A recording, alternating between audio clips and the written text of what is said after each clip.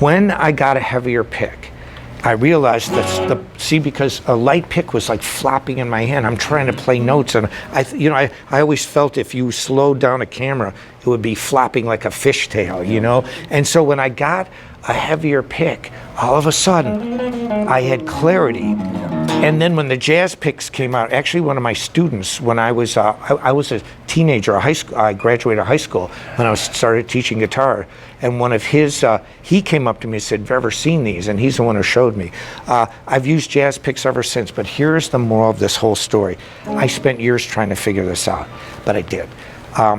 Because for teaching, see, when people would ask me questions like you, if I actually could give a right answer, it was self-serving. Because a lot of things I didn't know when I was a kid, but if I didn't know the answer and I could give a real, honest answer, then it helped me understand better too, you know. And that's the thing, you know. I mean, I don't like to say, well, to be honest, because it kind of implies, what, you lie?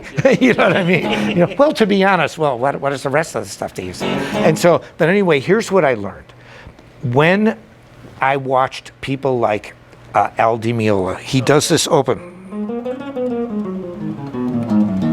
He uses a free-floating picking mechanism. Olde Smiths uses this, Brad Paisley uses this, Joe Bonamassa uses this. It's an open hand, and not open, it is a closed hand, no fingers are resting on the guitar. So you either put your hand on the bridge or you kind of float it over the bridge. Okay, so that's a really fantastic method. Now, there's the other method. Somewhere along the line, you put your fingers on the guitar. You can make it look like me with 3. You can do like Dime and like put it like that. Eddie Van Halen, John Petrucci, Yngwie Malmsteen, Eric Johnson. So I can name as many good guitar players that put their hand on a guitar as ones that keep it off. These are the two, but here is the thing that I learned. When you're playing, you've got like a pretty severe angle there. That's called shift, that's fine. If you can, when a person plays slow or medium speed, you are allowed to move your thumb and your index finger to get nuances. You know, like,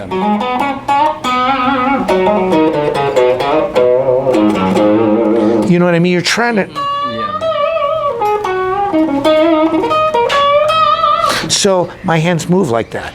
But when you play medium speed to fast, every great player I have ever seen in my life locks this right here. You did it. I watch it.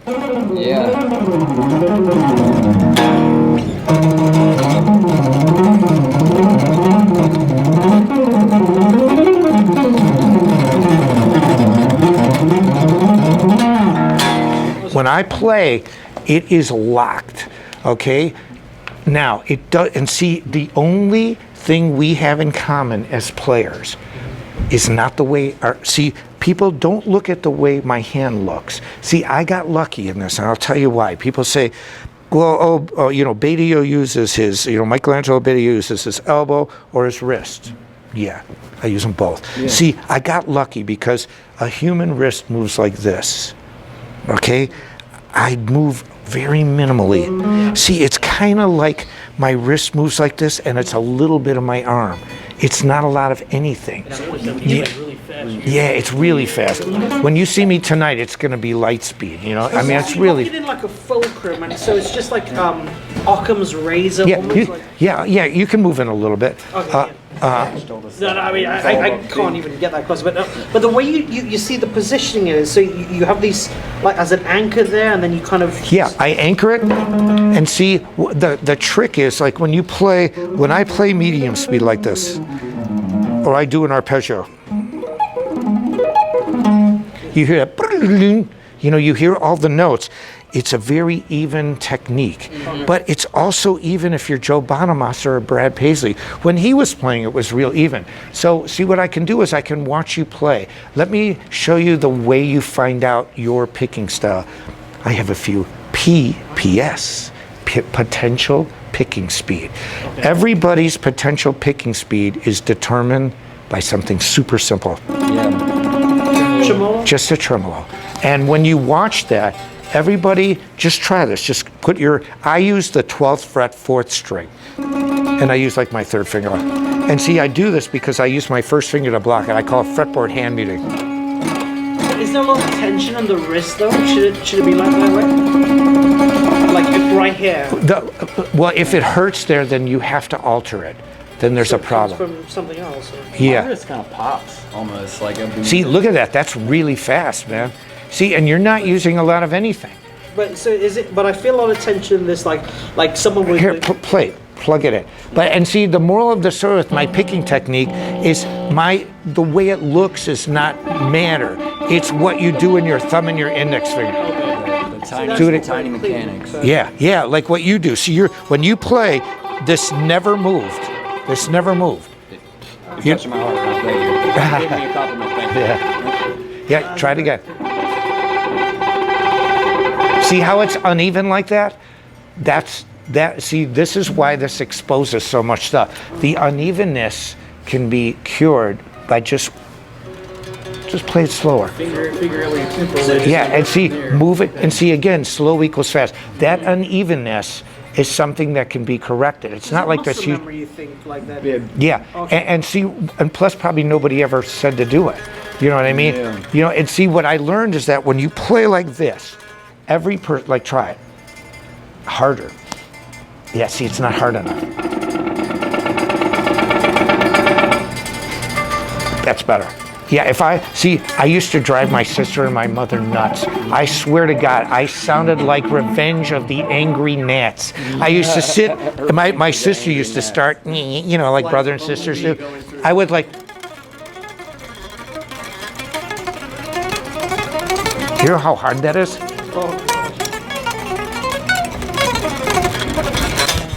Gotta play hard. But my sister used to start, you know, I'd be like, she'd be like, shut up!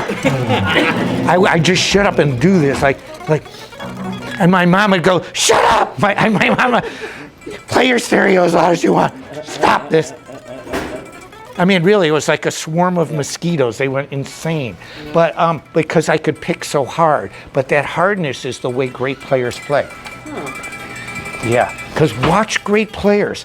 They dig in. Zach Wilde, he almost. I mean, but even watch Al Di Meola, watch great jazz guitar players. They're like, yeah, Tommy Emmanuel, that's a great example. How about Andre Segovia? Did you ever watch him play? Yeah, I mean, but there's an aggressiveness. Even if you play slow, you know, that's different. Okay, those are nuances. But we're talking medium to fast speed. If you're playing something fast, the chances are no composer ever said to play it super soft. In fact, you know what I mean? Because you can't tiptoe running full speed. You know, it's like, you know, so this isn't ballerina time. And so, you know, if you're running and you're running full speed, you're running hard. You know, and so you have to look at guitar in the same way. Drums. Okay, when I played with Adele's drummer, this guy's name is Derek Wright, okay? He had just flown in. We were playing in Florida, and he had to fly out to do the British. He did the American Music Awards. He had to fly out to do the British. I was with the bass player from Morbid Angel, David Vincent. Yeah. Okay, it was him on bass, me on guitar, and Derek Wright on drums. So we were doing all these. Yeah, we were doing all these like classic covers and stuff, and you know, like even Motley Crue, some Metallica stuff, and Derek Wright is hitting like a wimp. Okay, I mean, seriously, he's like playing so soft. And here's David Vincent, you know, and I said, and you know, and then and Derek's like, well, he came up in the Tony Braxton school, and you know, he's used to playing like soft Adele, you know, I was about to say, not Skyfall, you know, it's not Sky. What's that? He's the hardest hitting drummer in the city of Atlanta. See, but that's why he's a pro. That's why you're a pro, and that's the point. But here's what Derek Wright did. We were playing, and me and David are looking at each other like, this is not going to be good. You know what I mean? You can't play Motley Crue going, Sky. And so we took a little break, and Derek came back, and he goes, I wasn't playing that right, was I? And we said, you know, hey, we didn't say anything. Next thing you know, Here's Adele's drummer. He got it. But great drummers play super hard. I played with Carmine Appice, his brother Vinny Appice, that played in Dio, Heaven and Hell, all those albums from Black Sabbath. That's him. Dio, Rainbow in the Dark. He could just go like this, like dun dun dun dun dun dun dun dun. It's like, God. I mean, or Ray Lucier from Korn, he played with David Lee Roth, he's amazing too. But all these guys, but like you hit hard. Hard is the key to great, it's whack on the drums.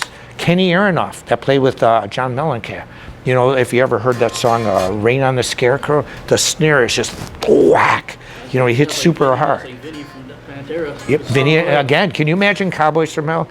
5 minutes alone. Cowboys from Purgatory. Yeah. You know what I mean? It's like, yeah, it's and so, but hard, aggressive. The PPS is your potential picking speed. And then here's the secret to this.